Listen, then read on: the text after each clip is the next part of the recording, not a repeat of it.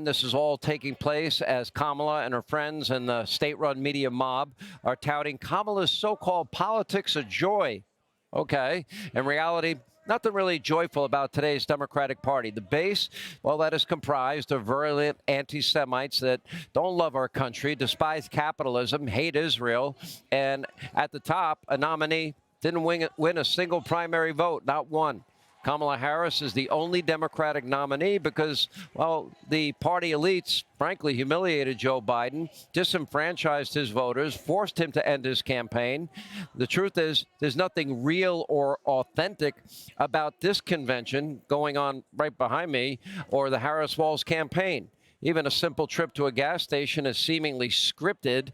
In case you haven't noticed, the Harris campaign is trying to highlight Kamala eating Doritos in order to connect with normal folks like us.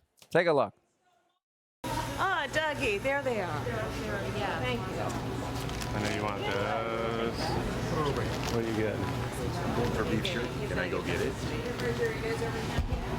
I do, and this is my go-to, the original nacho cheese. You see corn nuts over there, Isn't this Tim? it? Oh, yeah, That's the big. There you go. That is funny. You see corn nuts over there? Now, maybe she'll need another really super, size big bag if Donald Trump wins like she did in 2016. Oh, but she eats Doritos like all of us. But unlike the rest of us, Kamala had the gas station completely cleared of any and all customers, the people, the little people, as they say, us. We the people, before she arrived, possibly to avoid any awkward human interaction. Now, we saw the same thing at a Pittsburgh diner. You're going to love this. Customers, they were forced to leave the restaurant before Kamala Harris and Tim Walz arrived so the campaign could bring in their own audience. Why talk to regular people? Apparently, Kamala is so terrible at talking to people that the campaign is now forced to go to extraordinary lengths never seen before to shield her from everyday people so she doesn't have to answer a real question or talk to a member of the press or actually do an interview. And she somehow still managed to produce one of her famous or infamous word salads. And take a look. Our election is about understanding the importance of this beautiful country of ours in terms of what we stand for around the globe as a democracy. As a democracy, we know there's a duality to the nature of democracy. On the one hand, incredible strength when it is intact. What it does for its people to protect and defend their rights, their liberty, and their freedom. Incredibly strong and incredibly fragile. All right, Kamala without a teleprompter is a pretty scary sight for Democratic Party elites. Whoosh. And it's, not just the word salads. It's Kamala's radical beliefs that we have been showing you night after night after night. They're too far, for most Americans. And her campaign knows it, which is why they are trying desperately to get her to flip and to flop and to flail and to change every stated position she's pretty much ever had.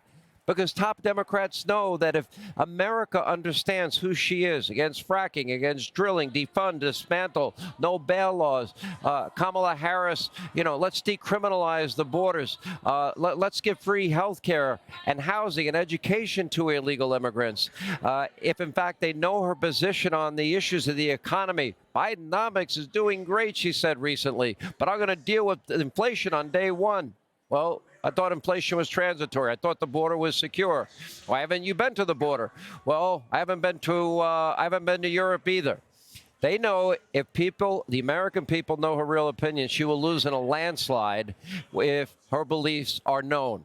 That's why, by the way, her website is scrubbed of all policy positions. But don't worry, let not your heart be troubled on Hannity.com. I have Kamala and Tim Walz in their own words.